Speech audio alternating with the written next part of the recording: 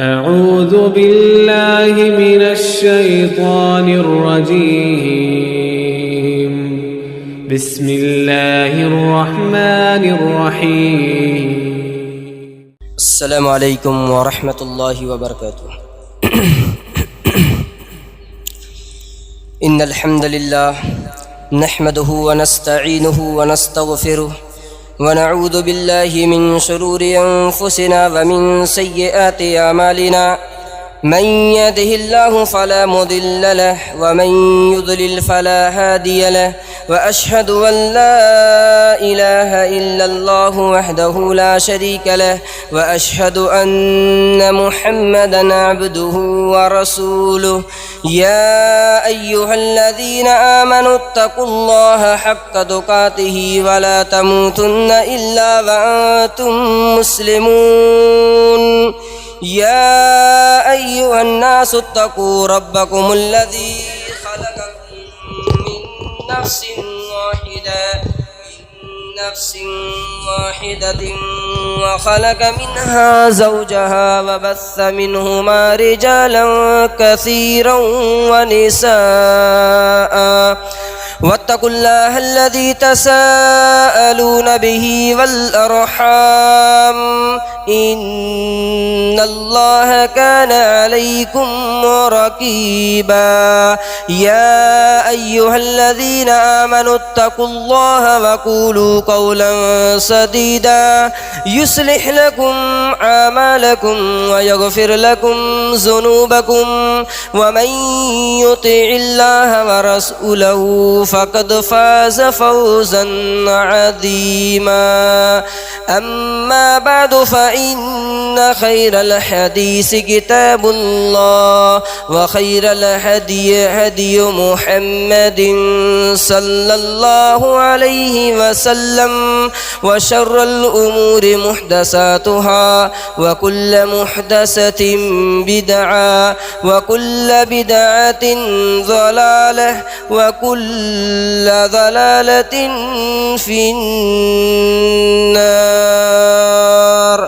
أعوذ بالله من الشيطان الرجيم. بسم الله الرحمن الرحيم. قال الله تبارك وتعالى في القرآن الكريم: وقلنا يا آدم اسكن أنت وزوجك الجنة وكلا منها رغدا حيث شئتما ولا تقربا هذه الشجرة فتكونا من الظالمين. رب اشرح لي صدري ويسر لي أمري واحلل عقدة من لساني يفقهوا قولي. سبحانك لا علم لنا إلا ما علمتنا إنك أنت العليم الحكيم. حاضرین مجلس، اسٹیج پر جلوہ افروز علماء کرام، دور و نزدیک سے تشریف لائے ہوئے مہمانان اعظام اور میری پردہ نشین ماؤں اور بہنوں، آج کا یہ پروگرام بچوں کے درمیان کرائے گئے دینی مسابقہ کے اندر کامیاب ہونے والے طلباء و طالبات کے درمیان انعامات کی تقسیم کی مناسبت سے رکھا گیا. الحمدللہ بڑی خوشی ہوئی کہ بچوں کے درمیان ان کے حوصلے کو بلند کرنے کی غرض سے یہ چوتھا مسابقہ کرایا گیا. یقین جانیں کہ بچے یہ ہمارے مستقبل ہیں، ہمارے فیوچر ہیں. اگر ہم نے بچوں کی صحیح تربیت کی اور بچوں کو راہ راست پر لانے کی کوشش کی اور ان کے اندر دینی جذبہ، دینی حوصلہ پیدا کرنے کی غرض سے اس طرح کے مسابقات کرائے تو اس کے بہت زیادہ بینیفٹ اور فائدے ہمیں حاصل ہوں گے، کیونکہ یہ دور فتنے اور آزمائش کا دور ہے. اس دور میں ہمیں اپنے بچوں کے تئیں فکر مند ہونا یہ بہت ہی ضروری ہے.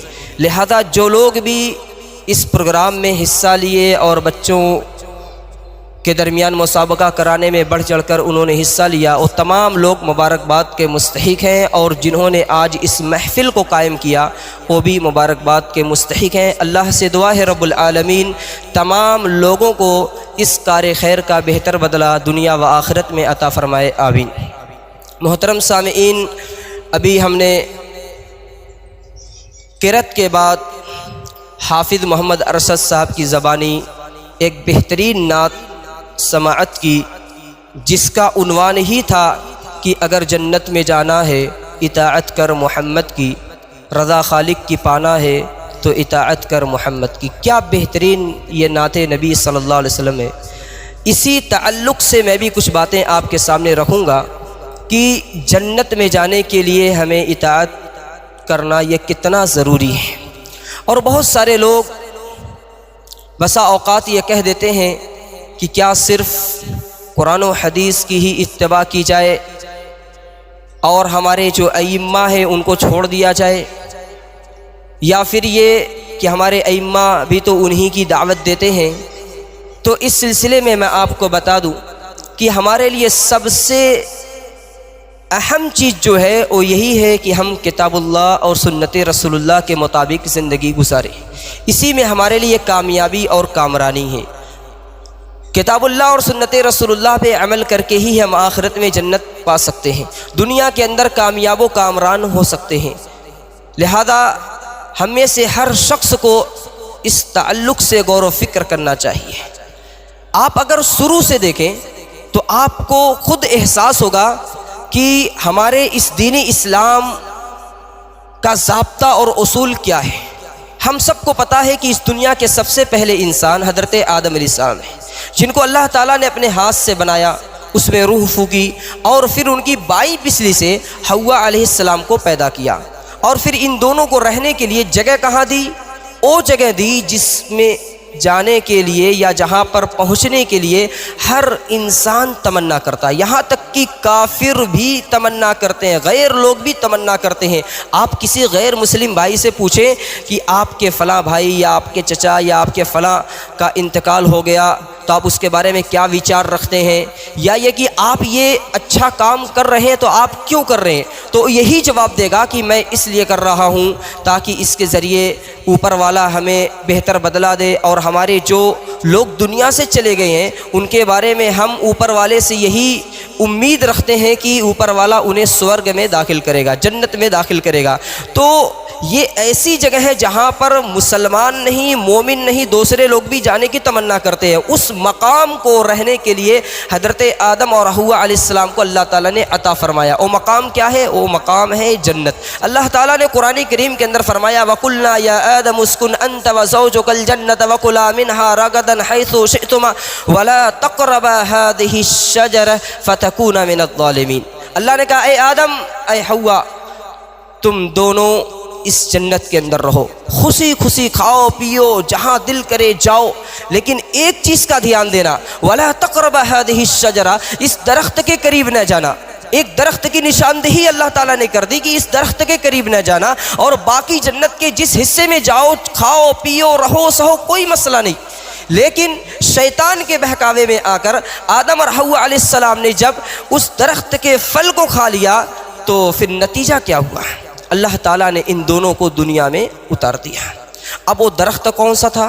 اس تعلق سے بہت سارے لوگ بہت ساری بات کہتے ہیں، کوئی کہتے ہیں گندم کا درخت تھا، کوئی کہتے ہیں کسی اور کا درخت تھا، لیکن صحیح قول یہی ہے کہ ہم اسے شجرے ممنوعہ کہیں، شجرے ممنوعہ۔ اور پھر یہ کہ اللہ تعالیٰ نے آپ کو اور حوا علیہ السلام کو روئے زمین پر اتارا، کہاں اتارا؟ اس سلسلے میں بھی بہت سارے لوگ بہت ساری باتیں کہتے ہیں، کوئی کہتے ہیں عرفہ کے میدان میں، کوئی کہتے ہیں سری لنکا میں، کوئی کہیں کوئی کہیں، لیکن صحیح بات یہ ہے کہ صرف اس سلسلے میں ہم اتنا کہیں کہ اللہ تعالیٰ نے آدم اور حوا علیہ السلام کو روئے زمین پر اتارا، یہی صحیح بات ہے۔ مقامات کی تعین کرنا کہ فلاں فلاں جگہ یہ کسی صحیح قول سے واضح نہیں ہے۔ بہرکیف جب اللہ تعالیٰ نے آدم اور حوا علیہ السلام کو ان کی غلطی کی بنا پر زمین پر اتارا تو ان کے لیے اور ان کی قیامت تک آنے والی اولادوں کے لیے ایک قانون، ایک دستور، ایک اصول، ایک ضابطہ مقرر فرما دیا اور کہا سنو، جو اس قانون کے تحت زندگی گزارے گا اس کے لیے آخرت میں جنت ہے، اور جو اس کی خلاف ورزی کرے گا اس کا ٹھکانہ جہنم ہے۔ وہ قانون کیا ہے، وہ دستور کیا ہے جو رب ذوالجلال نے آدم علیہ السلام اور حوا علیہ السلام کو روئے زمین پر اتارنے کے بعد بنایا؟ وہ قانون اللہ تعالیٰ نے اس کی وضاحت خود قرآن میں بیان فرما دی۔ فَإِمَّا يَأْتِيَنَّكُم مِّنِّي هُدًى فَمَنِ اتَّبَعَ هُدَايَ فَلَا يَضِلُّ وَلَا يَشْقَىٰ وَمَنْ أَعْرَضَ عَن ذِكْرِي فَإِنَّ لَهُ مَعِيشَةً ضَنكًا وَنَحْشُرُهُ يَوْمَ الْقِيَامَةِ أَعْمَىٰ قَالَ رَبِّ لِمَ حَشَرْتَنِي أَعْمَىٰ۔ لمبی آیت ہے جس کا ترجمہ اور مفہوم یہ کہ اللہ تعالیٰ نے کہا سنو، تمہارے پاس ہماری جانب سے ہدایت آئے گی، تمہارے پاس ہماری جانب سے ہدایت آئے گی، اور جو اس ہدایت کی پیروی کرے گا، اس کے مطابق زندگی گزارے گا، وہ تو نہ گمراہ ہوگا نہ مشکل میں پڑے گا، لیکن جو اس کے برعکس زندگی گزارے گا وَمَنْ أَعْرَضَ عَن ذِكْرِي فَإِنَّ لَهُ مَعِيشَةً ضَنكًا، جو اس میرے ذکر سے اعراض کرے گا میں اس کی زندگی کو تنگ بنا دوں گا، قیامت کے دن اسے اندھا کر کے اٹھاؤں گا۔ وہ شخص اللہ تعالیٰ سے سوال کرے گا پروردگارہ مجھے اندھا کر کے کیوں اٹھایا؟ میں دنیا میں صاحب بصیرت تھا، میں دیکھنے والا تھا، آج مجھے اندھا کر کے کیوں اٹھایا گیا؟ اللہ تعالیٰ کہے گا اے شخص سن، تو دنیا میں تیرے پاس میری آیتیں آیا کرتی تھی، علماء قرآن و حدیث کو پڑھ پڑھ کر سنایا کرتے، لیکن تم نے اپنی آنکھ کو بند کر لیا، تم نے اس کو نہیں سمجھا، تم نے اس کو بھلا دیا، اس لیے آج تم کو بھی یہاں بھلا دیا گیا، تیری کوئی حیثیت نہیں، پھر یہ کہ اس کا ٹھکانہ جہنم بنا دیا جائے گا۔ معلوم یہ ہوا کہ اللہ تعالیٰ نے جو قانون بنایا ہے، اگر کوئی شخص اس قانون کی پیروی کرتا ہے وہ جنت میں جائے گا، اس کی خلاف ورزی کرے گا وہ جہنم میں جائے گا۔ وہ قانون قانون ہدایت ہے، وہ قانون قانون ہدایت ہے، اور ہدایت سے مراد قرآن اور حدیث ہے۔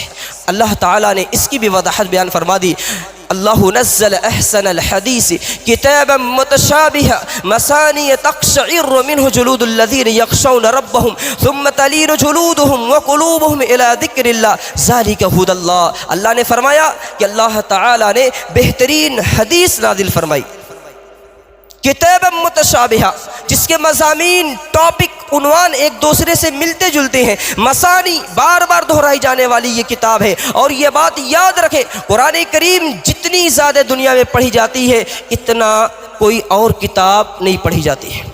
تقشعر منہ جلود الذین یخشون ربہم، تقشعر منہ جلود الذین یخشون ربہم، ان لوگوں کے رونگٹے کھڑے ہو جاتے ہیں جو لوگ اپنے رب سے ڈرتے ہیں۔ ثم تلین جلودہم وقلوبہم الی ذکر اللہ، پھر ان لوگوں کے جلد اور ان کے دل اللہ کے ذکر سے نرم ہو جاتے ہیں۔ ذالک ھدی اللہ، اللہ نے کہا یہ اللہ کی ہدایت ہے۔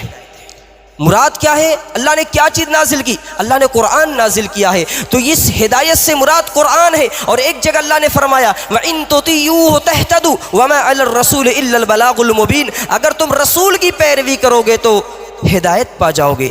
تو معلوم یہ ہوا کہ رسول کی اطاعت یہ بھی ہدایت ہے۔ ان دونوں کا خلاصہ کلام قرآن و حدیث کی اتباع، اسی کا نام ہدایت ہے۔ وہ ہدایت جس ہدایت والے قانون کو اللہ تعالیٰ نے آدم اور حوا علیہ السلام کو روئے زمین پر اتارنے کے بعد پوری دنیا کے لوگوں کے لیے بنایا، تو معلوم یہ ہوا کہ وہ قانون جس کو اللہ تعالیٰ نے ہمارے لیے وضع کیا وہ کتاب و سنت پہ عمل کرنا ہے۔ ہم سے پہلے جو امتیں تھیں، ہم سے پہلے جو لوگ تھے، ان کے لیے الگ قانون تھا، چونکہ ہم سے پہلے جو انبیاء آئے ان میں سے بعض اور دیگر انبیاء کی شریعتوں میں بعض تبدیلیاں تھیں اور کچھ نہ کچھ الگ معاملہ تھا۔ جیسے آدم علیہ السلام کی شریعت میں بہن اور بھائی کا رشتہ جائز تھا، لیکن امت محمدیہ میں جائز نہیں۔ ایسے ہی حضرت یعقوب علیہ السلام کی شریعت میں آپ دیکھیں تعظیماً سجدہ کرنا جائز۔ حضرت یوسف علیہ السلام جب مصر میں تھے، حضرت یعقوب علیہ السلام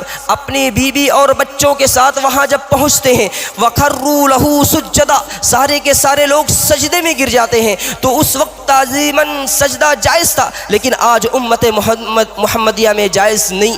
کسی کے سامنے آپ تعظیمی طور پہ سجدہ نہیں کر سکتے ہیں۔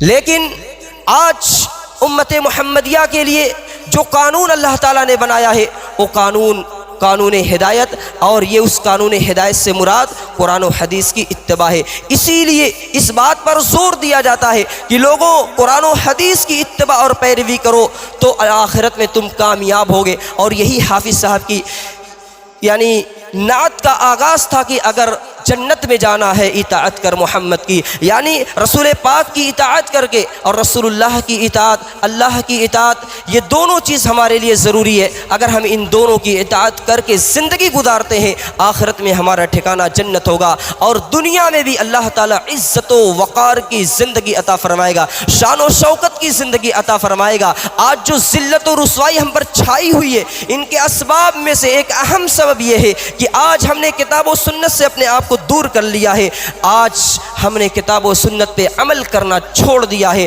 ورنہ آج بھی اللہ کی نصرت اور مدد آتی، اور یہ کہ کوئی بھی ہم پر غالب نہیں ہو سکتا۔ لیکن بہت افسوس کے ساتھ کہنا پڑتا ہے، ہم کہنے کو تو مسلمان ہیں، کہنے کو تو اہل ایمان ہیں، لیکن عمل کے میدان میں ہم بہت ڈاؤن ہیں۔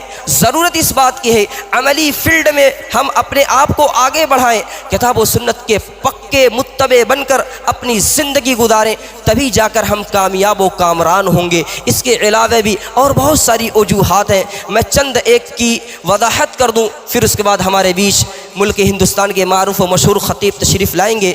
بہرحال ان میں سے ایک اہم وجہ یہ ہے کہ کتاب و سنت کی اتباع ضروری کیوں، اس میں سے ایک اہم وجہ یہ کہ صرف اور صرف اللہ تعالیٰ نے ہمیں قرآن و حدیث کی ہی اتباع کا حکم دیا، باقی چیزوں کو چھوڑ دینے کا حکم دیا۔ قرآن کریم کے اندر اللہ نے فرمایا اتبعوا ما انزل الیکم من ربکم ولا تتبعوا من دونہ اولیاء قلیلا ما تذکرون، کہ لوگوں اس چیز کی اتباع کرو جو تمہاری جانب اللہ کی طرف سے نازل کی گئی، اور اس کے علاوہ کسی اور کی اتباع اور پیروی نہ کرو۔ اب آپ سوچیں کہ اللہ تعالیٰ کی جانب سے کیا نازل کیا گیا، پوری دنیا جانتی ہے، قرآن منزل من اللہ ہے، اللہ کی جانب سے نازل کی گئی کتاب ہے، جو اللہ تعالیٰ نے جبریل علیہ السلام کے ذریعے محمد الرسول اللہ صلی اللہ علیہ وسلم پر لیلۃ القدر میں، شب قدر میں، رمضان کے مہینے میں نازل فرمایا۔ اور اس کے علاوہ اللہ کے رسول صلی اللہ علیہ وسلم کی جو باتیں ہیں، احادیث جو ہیں، وہ بھی اللہ کی جانب سے ہیں۔ کیونکہ وما ینطق عن الہویٰ، اللہ نے قرآن میں کہا کہ رسول اپنی خواہش سے کچھ نہیں کہتے، ان هو الا وحی یوحیٰ، اللہ کے نبی وہی بات کہتے ہیں جو اللہ کی طرف سے وحی ہوتی ہے۔ گویا اللہ کے نبی ان باتوں کو بیان فرماتے ہیں جو اللہ تعالیٰ وحی کرتا ہے، جبریل علیہ السلام کے ذریعے آپ کو پیغام دیتا ہے۔ تو معلوم یہ ہوا اللہ کے رسول کی باتیں بھی اللہ کی جانب سے ہے، قرآن بھی اللہ کی جانب سے، رسول اللہ کی باتیں بھی اللہ کی جانب سے، کیونکہ رسول کی زبان اسی وقت کھلتی جب اللہ کا حکم ہوتا ہے، جب اللہ تعالیٰ وحی کرتا ہے۔ جبریل علیہ السلام اللہ کے پیغام کو لے کر آتے ہیں، تو اللہ تعالیٰ کی جانب سے قرآن نازل کیا گیا ہے، اور یہ حدیث بھی اللہ ہی کی جانب سے ہے۔ اسی لیے قرآن و حدیث کی اتباع ہمارے لیے ضروری ہے، واجب ہے، اسی میں ہمارے لیے کامیابی اور کامرانی ہے۔ اس کے علاوہ ایک بات یہ بھی ہے کہ قرآن و حدیث ہی وہ کتاب ہے جو ہر قسم کی غلطیوں سے محفوظ ہے، ورنہ قرآن و حدیث کے علاوہ دنیا کی اور کوئی کتاب نہیں جس کے بارے میں چیلنج کیا جائے کہ یہ غلطیوں سے محفوظ ہے۔ دنیا میں کسی اور کا کلام ایسا کلام نہیں جس کے بارے میں چیلنج کیا جائے کہ یہ غلطیوں سے محفوظ ہے۔ اگر چیلنج کے قابل کوئی کتاب ہے تو اللہ کی کتاب ہے، رسول پاک صلی اللہ علیہ وسلم کی احادیث ہے، جس کے بارے میں چیلنج کیا جا سکتا ہے۔ اللہ تعالیٰ نے قرآن کریم کے اندر فرمایا لا یاتیہ الباطل من بین یدیہ ولا من خلفہ تنزیل من حکیم حمید، کہ باطل آگے سے، پیچھے سے، دائیں سے، بائیں سے، کہیں سے بھی کامیاب نہیں ہو سکتا۔ کیونکہ یہ کتاب اللہ رب العالمین کی جانب سے نازل شدہ ہے، اور اللہ تعالیٰ نے پوری دنیا کے لوگوں کو چیلنج دیا، وہ چیلنج آج بھی موجود ہے۔ وَإِن كُنتُم فِي رَيْبٍ مِّمَّا نَزَّلْنَا عَلَىٰ عَبْدِنَا فَأْتُوا بِسُورَةٍ مِّن مِّثْلِهِ، کہ لوگوں اگر تمہیں اس کتاب کے بارے میں شک ہے جس کو ہم نے محمد الرسول اللہ پر نازل کیا، تو لاؤ اس جیسی ایک سورہ لا دو۔ قرآن میں 114 سورتیں ہیں، ان میں سے اللہ نے کہا ایک سورہ لا کر دکھا دو۔ پوری دنیا عاجز ہے، بے بس ہے۔ آج تک دنیا کے لوگوں نے قرآن کے مقابل میں 114 صورتیں تو چھوڑو، ایک سورہ بھی پیش کرنے سے قاصر ہے، نہیں پیش کر سکی۔ آج بھی وہ چیلنج موجود ہے۔ بڑے بڑے فقہا اور بڑے بڑے جانکار لوگ دنیا میں آئے، لیکن کوئی بھی شخص قرآن کے مقابل میں ایک سورہ نہیں پیش کر سکا۔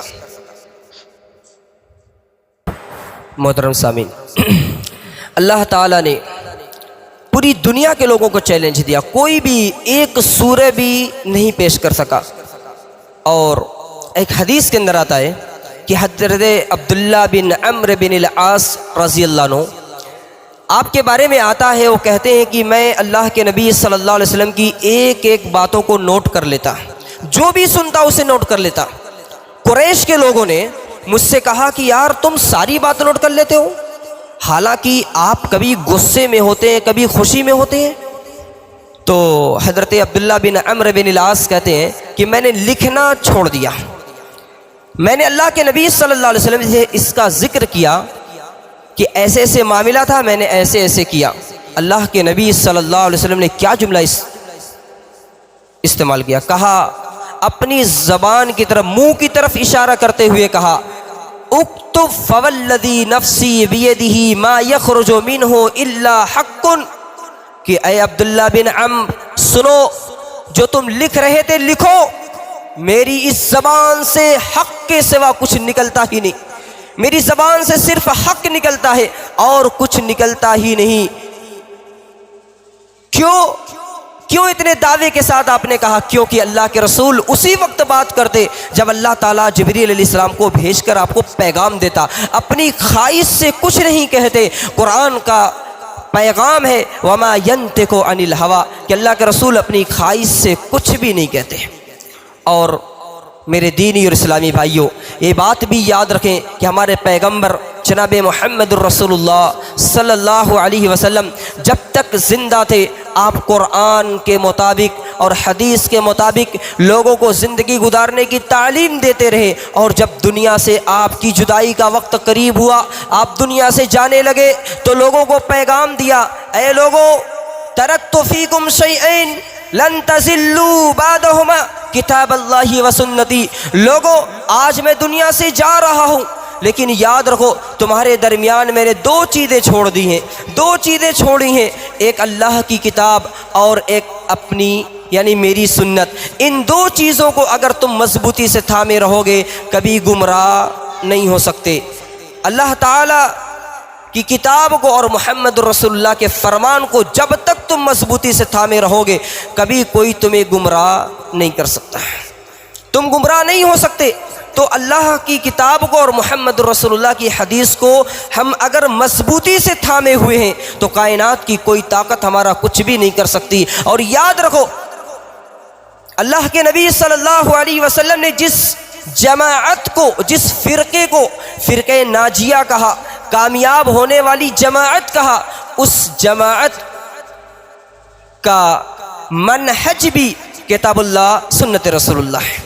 اللہ کے رسول صلی اللہ علیہ وسلم کی حدیث ہے، آپ نے ارشاد فرمایا کہ یہود 71 فرقوں میں، نصارہ 72 فرقوں میں، اور میری امت 73 فرقوں میں تقسیم ہوگی، سب کے سب جہنم میں، صرف ایک جماعت جنت میں جائے گی۔ صحابہ اکرام نے سوال کیا وہ کون ہوں گے اللہ کے رسول؟ آپ نے کہا ما انا علیہ و اصحابی، جس پر میں ہوں اور میرے صحابہ ہیں۔ آپ بتائیں کہ رسول اللہ کس چیز پر تھے، آپ کے صحابہ کس چیز پر تھے؟ حضرت امام ابو حنیفہ رحمۃ اللہ علیہ کی ولادت تو اللہ کے پیغمبر کی وفات سے کئی سال بعد ہوتی ہے۔ اللہ کے نبی صلی اللہ علیہ وسلم سن 11 ہجری کے اندر ربیع الاول کے مہینے میں دنیا سے جدا ہوتے ہیں، اور حضرت امام ابو حنیفہ رحمۃ اللہ علیہ ان کی پیدائش ہوتی ہے سن 80 ہجری کے اندر، 69 ایئرس بعد وہ پیدا ہوتے ہیں۔ تو بتاؤ اس درمیان جو صحابہ تھے،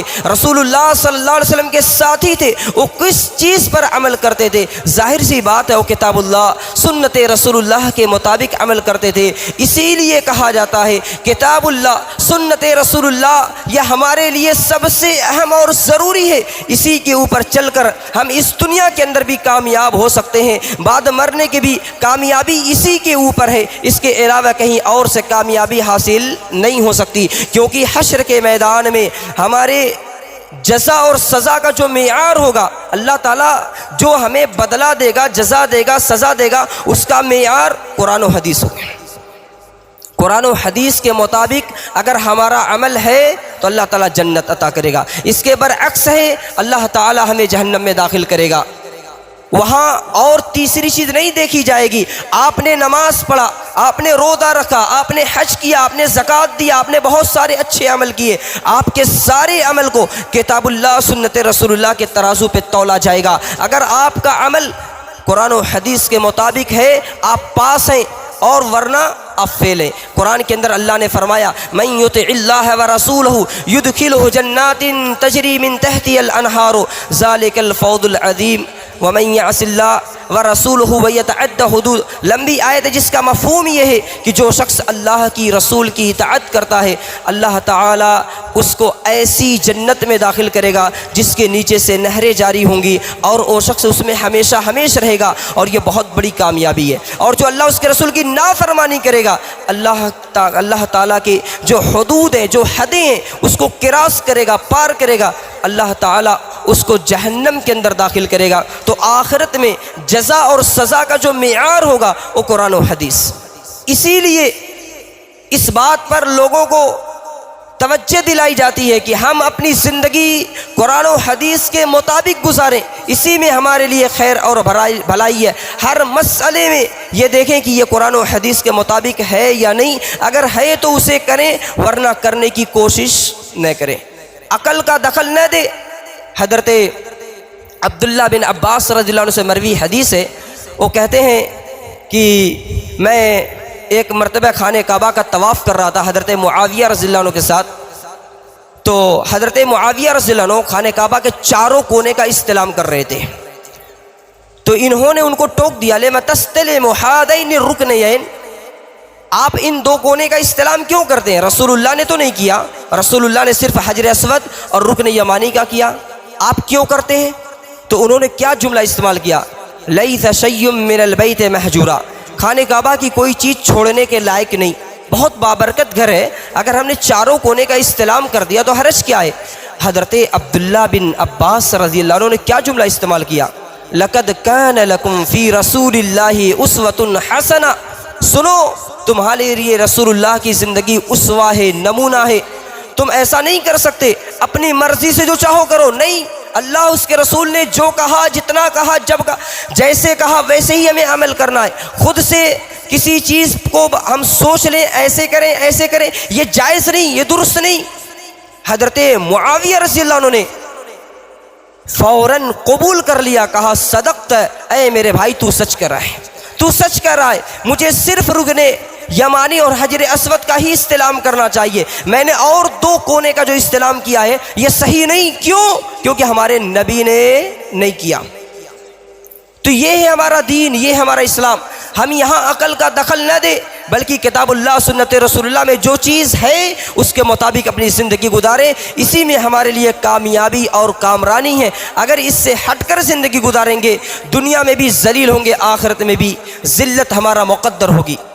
اور یاد رکھیں، بس چند اور باتیں عرض کر کے بات ختم کروں کہ یاد رکھیں اگر ہم کتاب اللہ سنت رسول اللہ کے مطابق زندگی گزاریں گے اللہ تعالیٰ غیب سے ہماری مدد کرے گا۔ موجودہ دور میں ہم پریشان ہیں، ٹینشن میں ہیں، کیسے زندگی گزاریں، ان کا ٹینشن، ان کا ٹینشن، بہت سارے ٹینشن، حکومتی سطح پہ فلاں بہت ساری مشکلات لوگ پیش کرتے ہیں۔ یاد رکھو اگر تم نیک بن جاؤ گے، ہم نیک بن جائیں گے، اللہ تعالیٰ غیب سے ہماری مدد کرے گا۔ اللہ تعالیٰ اپنے ایمان والے نیک بندوں کے ساتھ ہے۔ اللہ نے قرآن میں وعدہ فرمایا ان اللہ مع الذین اتقوا والذین هم محسنون، اللہ تعالیٰ متقی بندوں کے ساتھ، نیک بندوں کے ساتھ ہے، نیک لوگوں کے ساتھ ہے، اور اللہ تعالیٰ جس کے ساتھ ہوگا کائنات کی کوئی طاقت اس کا کچھ کر نہیں سکتی۔ آپ یاد رکھیں حضرت یونس علیہ السلام مچھلی کے پیٹ میں گئے، اللہ تعالیٰ نے ان کی دعا کو وہاں سے قبول کیا